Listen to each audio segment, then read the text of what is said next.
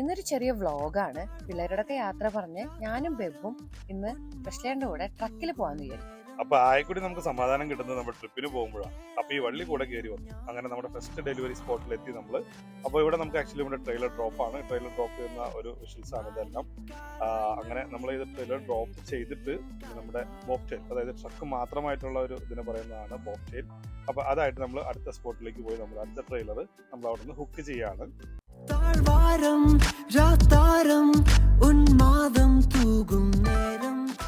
അങ്ങനെ നമ്മുടെ ഹുക്കിംഗ് പരിപാടികളെല്ലാം കഴിഞ്ഞു. നമ്മളെല്ലാം മൊത്തം ട്രെയിലർ എല്ലാം ചെക്ക് ചെയ്യാണ്. എന്നിട്ട് നമ്മൾ ഇവിടെ നിന്ന് നമുക്ക് അടുത്ത ലൈവ് പിക്കപ്പ് ആണ്. നമ്മൾ അങ്ങോട്ട് പോവാണ്.